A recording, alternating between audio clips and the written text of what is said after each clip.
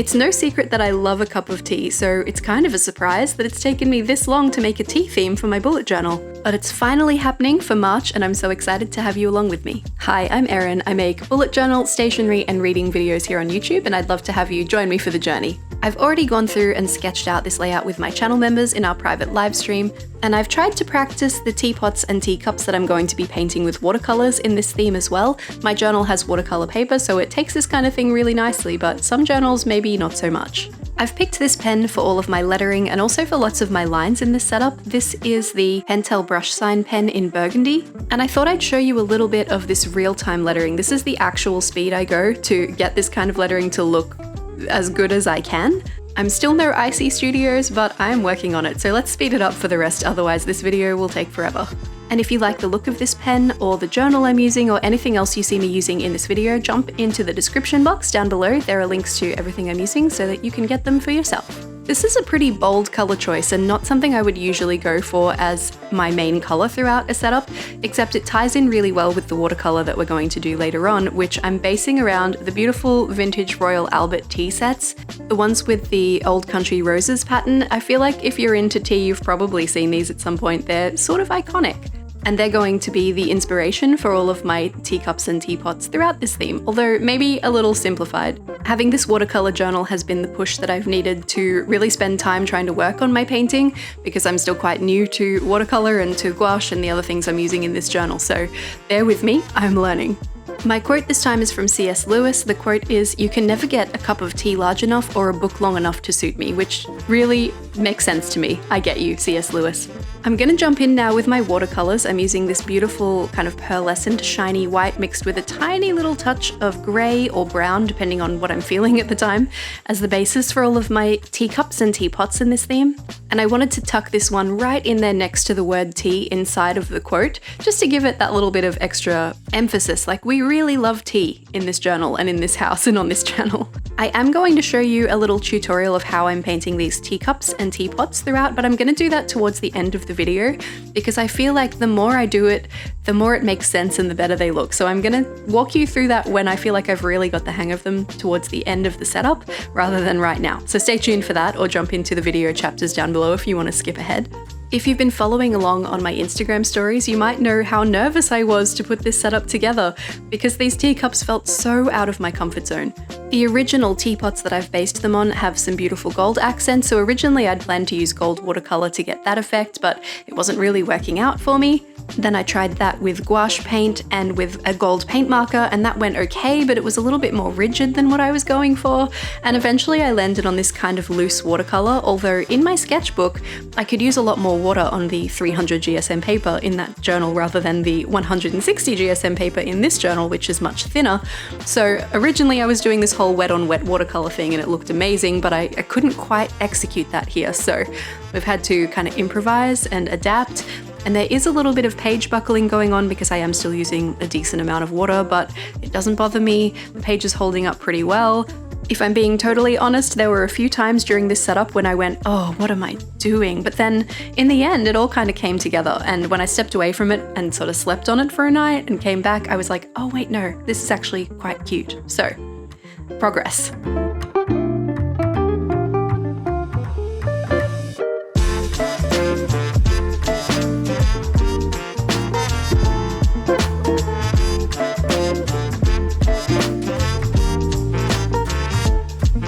I need to let my little teapots and teacups dry for a while before I can add the next little bit of detail that I want on there. So we're moving on to the right page now, which is the cover page for March, and I'm using that same pen to add a nice bold March heading right in the middle of the page. Actually, I guess technically it's right above the middle of the page. I always think headings look nicer just ever so slightly above the center of the page vertically, so that's what I do. I feel like this lettering still looks kind of slow, but this is actually set to 200%, so this is twice as fast as I actually go in real time to do my lettering. So keep that in mind if you want your lettering to look great. Slow down, take your time. And don't forget to breathe. For my next teapot, I actually looked up a reference. This one is from T2 here in Australia, and I thought it was such an interesting shape. I thought I would be looking up more reference photos, to be honest, but this ended up being the only one I really did from a photo online. But it's such a great way to get inspiration if you also want to paint some teapots and teacups, is to just Google and see what's out there, because the varieties are great and many and all beautiful. And you can really break them down into simpler shapes like I've done for this one, where you kind of take all of the component parts like the semicircle of the bottom, and then there's a little different shape on top of that, and then sort of a triangle at the top with a little handle on top of that, and it helps you to get the shape really well. It doesn't have to be exactly like your reference photo, but all teapots are good teapots in my opinion.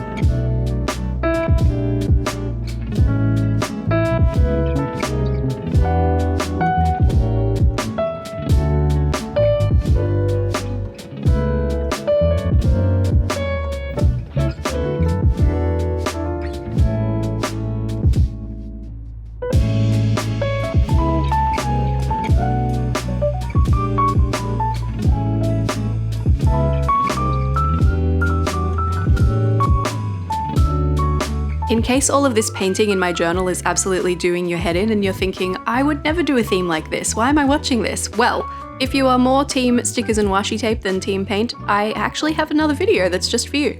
I did another March 2024 setup in a different journal that I did entirely with stickers and washi tape, and the theme for that one is mushrooms, and it's also very cute. It's already live on my channel, so if you want to see it, you can do that right now. I'll pop a link in the top right corner of the screen for you here, or in the video description down below, so you can find that really easily. That's actually part of my giveaway journal project, which is where I set up a full journal at the very end of last year, and I ran a little giveaway, and the winner of that giveaway won the giveaway journal, which is why I have 2 setups for every month going up on my channel at the moment. One that has much more of a painterly element like this one, and one that does not. So something for everyone, that's at least my theory and how I'm trying to approach it. And I am planning on running another giveaway journal giveaway for the second half of this year. That giveaway will open in May, so make sure you're subscribed and keeping an eye on the channel if you'd like to enter that giveaway and maybe win a journal that I made just for you. Speaking of stickers and washi tape, I just felt like my composition wasn't hitting for this one. I didn't like the way my page was coming together because I mostly didn't like where I'd placed my teacups and teapots and how their sizes worked with each other. I just felt like it wasn't working. So I've pulled out some washi tape. This one is absolutely gorgeous and also looks like those vintage Country Flowers teapots from Royal Albert, which is amazing. It's from London Gifties, in case you're wondering where I got this gorgeous tape. It's funny actually, because I did something similar for my January setup where I painted on the page and then I thought, oh, I need help, and I added some washi tape and it really balanced everything out. This one's definitely helping, but we're not quite there yet, so I'm going to introduce another element in a minute, but first we need to do some more painting.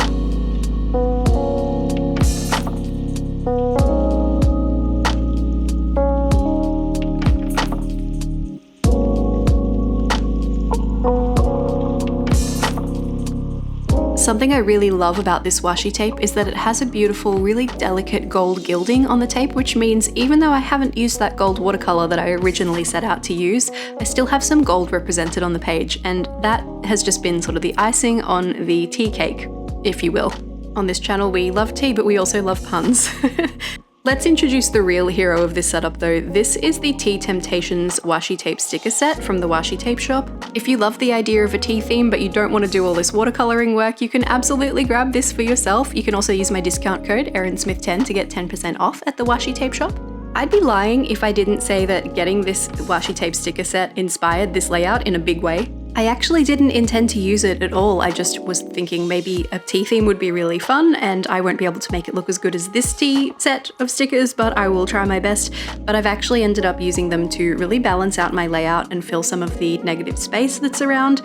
I didn't want to use any of the actual teapot and teacup stickers, so I'm just using all of the extra things that were around. There are flowers and desserts and book stacks and things like that, so I feel like if I put their teapots and teacups next to mine will look kind of sad. But it's working really well to fill the space and make this look like a cohesive theme, which is what I want, so I will happily use just the ones from the pink set. I feel like that cover spread took a long time, but we finally moved on to the calendar, which is the first of the functional pages for the March setup. I haven't done a single page grid style calendar like this in my own journal for a while, so I thought I would bring it back. I don't have a huge amount going on in March, but enough that I do still need to write down some important dates and that kind of thing, so I need somewhere to do that, but not too much space, so I didn't think I needed 2 pages this time. The boxes for this calendar layout for every individual day are 4 spaces tall by 3.5 spaces wide. In most normal A5 journals with a dot grid page like this, you would have 1.5 spaces left over from that. I actually have 2 dot grid spaces left over because the Mellow Days journal that I'm using has a different number of dots on the page. I think it has an extra 1 or 2 in each direction, so it's a little bit tricky to give you specific directions on this kind of thing, but you can try and work it out just based on what you think looks good if you were wanting to recreate a calendar like this in your own journal. And I've deliberately left some space above and below the calendar to add some more teapots, add some more stickers, add some more washi tape. Also, in case you were wondering about the watercolour paints I'm using for this setup, I got both of mine from Stationery Pal. The slightly pearlescent one, the white that I'm using as the basis for all of my teapots, is the Kuretake Gansai Tambi watercolour palette in pearl colours. It has previously appeared on my channel in my June layout for last year where I did the fantasy clouds pastel kind of theme, and I love it. It's so lovely. I should use it more. It's ever so slightly metallic, kind of glittery. That is really tricky to pick up on camera, unfortunately, but it looks lovely in real life. Actually sort of looks a little bit ceramic, which is great. And all of the other colours are from the Faber-Castell 24 pan set, which I'm also using as a palette in the top left corner of the screen there. Those ones are just matte. They're not pearlescent or metallic in any way, but I've been using them to tint things that I want to be pearlescent and metallic, and that seems to work pretty well.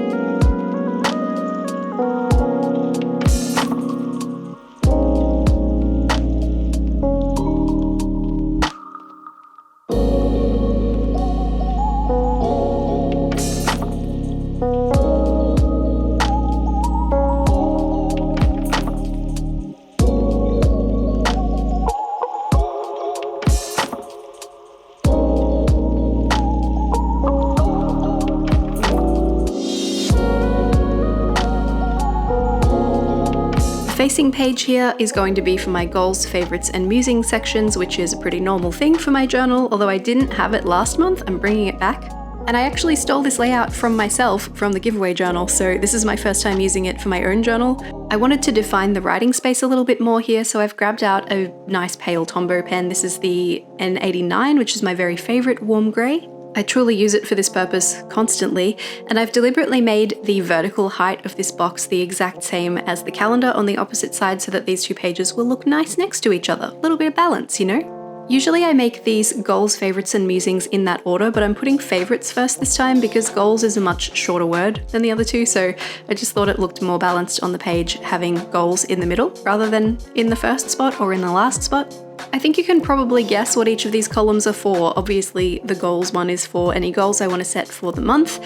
Setting goals for each month is a good way to break down your overall goals for the year, but I have realized just today that I haven't actually set any overall goals for the year, which is not great. I started off the year pretty unwell, and then I guess I just forgot once I started to feel better, so that's something that's on my to-do list for this week, is to set some annual goals for 2024. Bit late, here we are. Actually, no, I take that back. It's not late. I just needed more time to think about them, and it's never too late to set a goal. So if you haven't done it yet, don't feel bad. We can still do it together. And of course, I had a little bit of extra space to fill here with some of my teapots and my teacups and my stickers and my washi.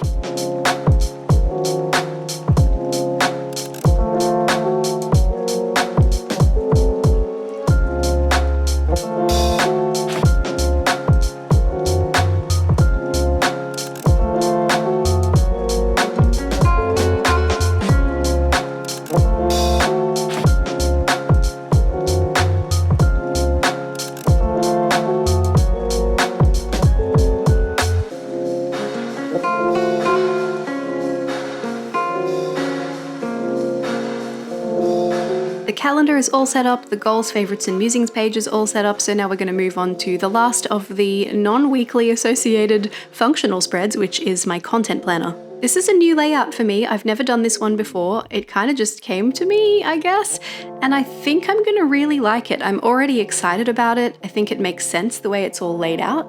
So there are 3 columns in this table. The tiny first column is for the initial and the number for each day of the month, and the column next to that is for Instagram, and the column next to that is for YouTube. I've split the month in half so that half of the month goes on the left page and half of the month goes on the right, although March has 31 days obviously, so I've started just 1 box higher on the right page and finished 1 box lower to incorporate that extra day. I think it looks okay, but it will look nicer for a month that has an even number of days. One thing that's very different about this content planner setup than what I've done in the past with other designs that I've used is that this one isn't going to line up the days of the week, so I won't have all of my Fridays in alignment, which is the day that I post to YouTube. I'm not sure if that will annoy me or throw me off or anything, but you've got to try it to know, so we're going to give this a go for March, and hopefully it works as well as I'm imagining it will.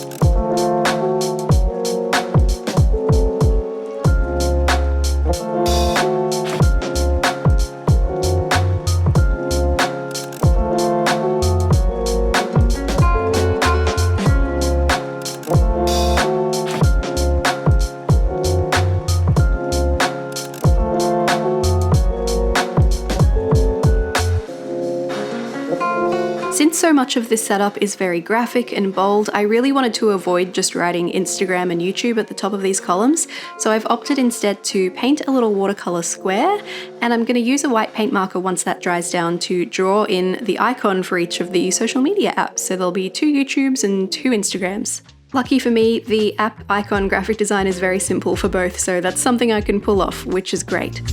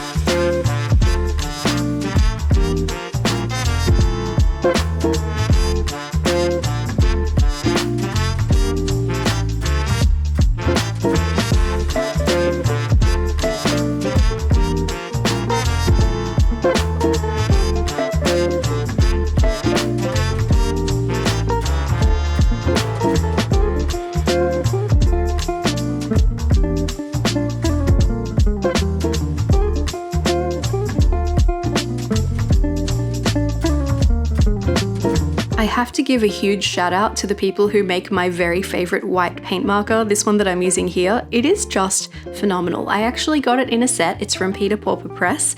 It's from their set of 12 colours in the Studio Series acrylic paint marker set, and I bought mine from Paper Cooker, which is an online stationery store here in Australia, but you can get it on Amazon, so I can link it to those of you who are elsewhere in the world, thankfully.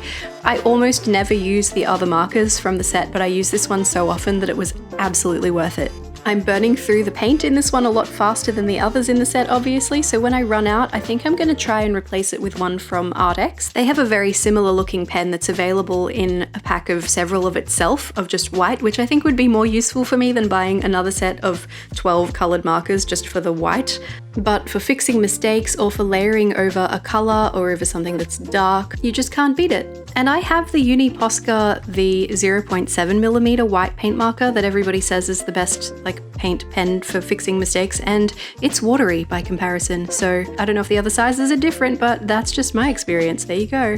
Enough about my preferences of white paint marker. We have finished this page now, so we can turn over and move on to the first of the weeklies / my habit tracker. I've been doing Dutch door weeklies since December-ish, maybe even November-ish, because they afford me the opportunity to have parts of the pages around them visible, so I can put trackers there and remember that they exist, otherwise I will forget. So for example, let's have a quick flick back to my February weeklies here. I did this fold-out page kind of system, and we decorated some of it on a live stream and it was really fun. I didn't like the folded pages, so we're moving away from those this time. I'm just going to go back to cutting some of the page off. But before we get to that even, we need to do these habit tracker boxes first, which we're setting up on the left page right now. I'm allowing space to track 5 habits here, which is a little bit more than I had last month. And each of these boxes are 7 spaces wide, obviously, because there are 7 days in a week, and also 7 spaces tall. 5 of them are for the numbers for each day of the week, and the pink area at the top is for the initial for Monday through to Sunday, so that I know which day is falling on which date. And also so I have a space to write what the habit is, which I haven't filled in yet because it's still mid-February and I haven't decided which habits they will be just yet. I will base it around what I need at the end of February so that they will be, useful things for me to track. Now, each of these smaller pages that I'm cutting down in the middle here are for my weeklies. I usually go in and really allocate space for every day on these, but I'm thinking I'm actually going to keep them as more of a rolling weekly, like that I just add things and add the names of each day as I need them. So in the past, I've always preferred to keep a full week together. So if the month started on a Thursday and I had the Monday, Tuesday, and Wednesday from the previous month having to go somewhere, I would put it in the next month's layout, if that makes sense. So if it was from February, I would put it in March's layout. But when the whole point of doing this kind of Dutch door setup is that I can see my trackers, it doesn't make sense for those days to be with trackers that aren't for that month. So I'm not entirely sure how it's going to go, but I'm going to approach doing this in a way that's much more flexible. Also, you might notice I'm cutting tabs into my Dutch door weeklies here. I thought that would go really cool, and then it didn't.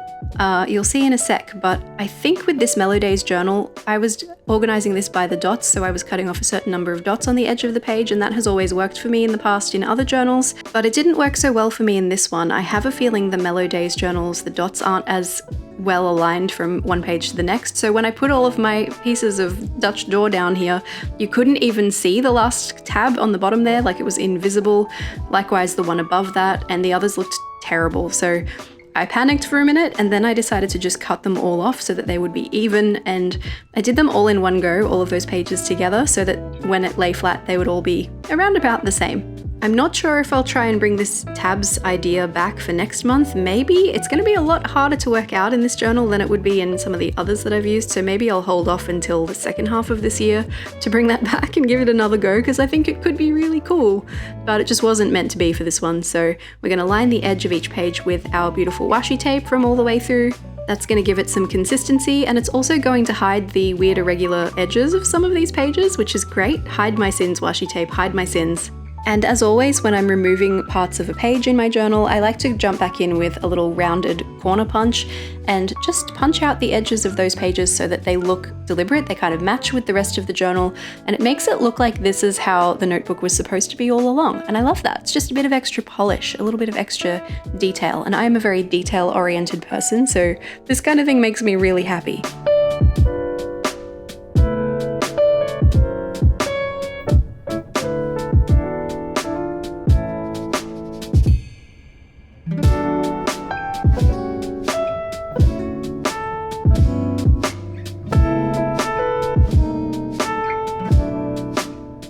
Jumping back over to the habit tracker now, it's going to need a little heading so that we know what it is. Look, I know what it is, but I do share my bullet journal on the internet, and sometimes it's in a reel or in a carousel post on Instagram, and it's maybe not necessarily immediately obvious to other people what everything is if it doesn't have a heading, which means in the future it might not be obvious to me if I'm looking back through my journals what these things were for either. So I feel like it's a bit of a future-proofing thing for me if I want to look back on this data in a few years, and also it helps people understand what they're looking at on social too. So that's why I like adding headings so much. Also, it's a great opportunity to practice your hand lettering, and I always want to practice my hand lettering, so there's that too. We've moved past all of those cut down pages, all the small ones, and we're on the opposite side now for the first full page on the right, and this is going to be where my spending log sits. This is 2 little tables, kind of 3 tables, although the top one on the right page is actually the same as the bigger one on the left page, so they're really just 2, one's an extension of the other.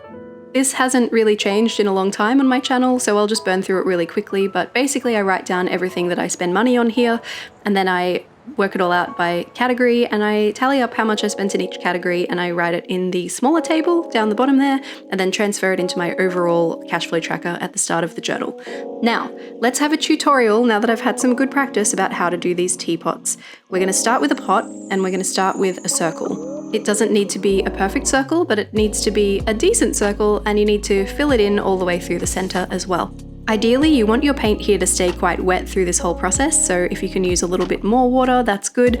If you're working in a bullet journal like me, you might want to use less to not damage your page. Then at the top, we'll add a little triangle and fill that in as well, and just pop a little circle on top or a little teardrop shape that's upside down to act as a handle. Next, we're going to add the spout, which is this kind of S shape that gets thicker at the bottom, and it's going to join on to the teapot kind of around the bottom third. And on the opposite side to where you put the spout, you can draw a little handle with your brush. This can be really any shape. This one I'm doing kind of an elephant ear sort of shape, but it can be just a semicircle, it can be any kind of teapot shape that you like. You can look up some reference photos if you want to see. Now I'm just jumping in with a slightly darker color, and I'm going to add that anywhere that I feel like a shadow would hit. So if you imagine the light is coming from the top right corner, I'm putting all of my shadows in the bottom left corner to kind of work with that. And because the paint is still wet, I can then blend that darker color into the lighter paint color, and it will kind of make it just seamlessly flow from one color to the next. I also used that darker color to define where the lid would sit on the top of the teapot, which is the triangle that we drew, and I'm just adding a touch of extra water to blend all of that really extra seamlessly.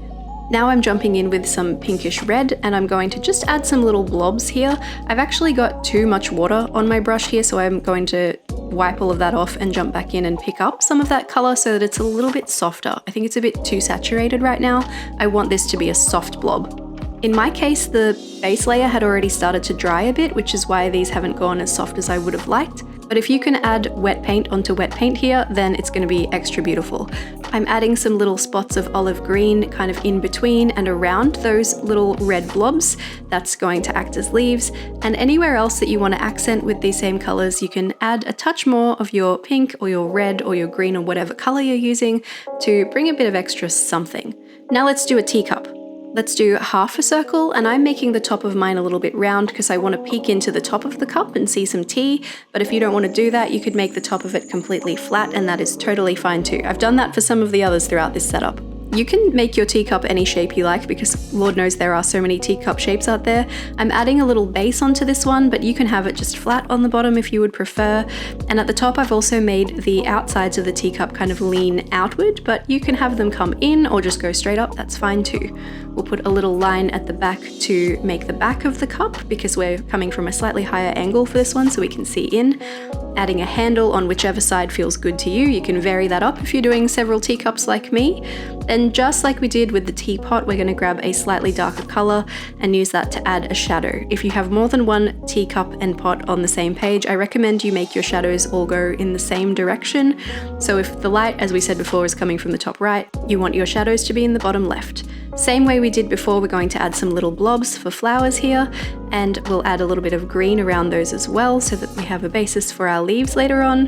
We're actually going to let these little flowers dry before we come back and define them a bit more. So I'm going to use a darkish brown to fill in that gap at the top. That's the tea sitting in the cup. It's a very full cup. And then we're going to let all of that dry really well and decorate the page with some stickers and washi tape before we come back and do the next part.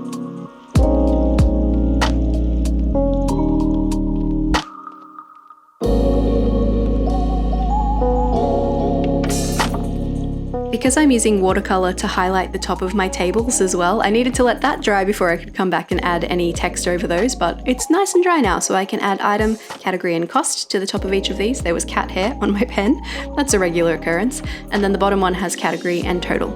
Of course, we also need to do a heading at the top. I've tried really hard to center this one across the center of the page break there, and I think it went okay.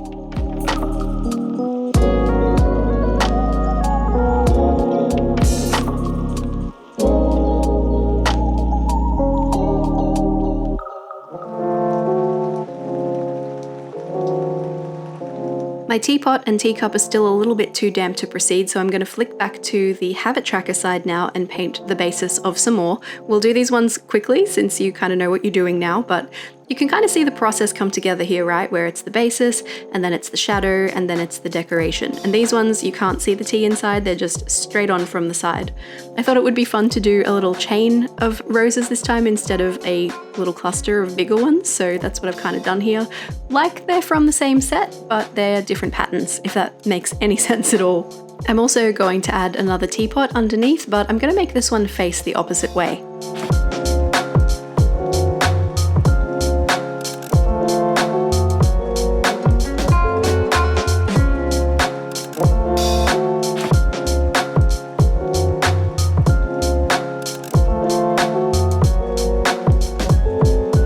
Okay, let's go back to these first ones and finish them off over here. So I've used an ever so slightly damp brush, truly almost dry, to pick up a little bit of that pinkish red, and I'm just making little kind of C shapes all around the circles of these soft pinks that we laid down earlier. And that contrast between the lighter pink from the bleeding of the wet on wet technique and the darker pink are what makes these look like little roses. I'm also jumping back in with the green again to redefine my leaves and add any new ones where I think I missed some green before maybe. Definitely adding a few more to this lower teacup here because it's green kind of all bled out, which is fine. It's okay if it mixes with the red a little bit. I think that's totally okay. And that, my friends, is how I have decided I'm going to paint simplified Royal Albert teacups and pots. I hope you enjoyed my small tutorial. Also, must mention, those habit tracker boxes are supposed to have tiny calendars inside them. I forgot to write the numbers for the video, but that's okay, I can add that off camera. Just know that they're supposed to be tiny calendars so that I can color in or circle each day that I do the habit, and then I know how I'm tracking with those things. Now that all the decoration is done, we can finish up the details on these little teapots and cups on the left page, and then that is this setup done.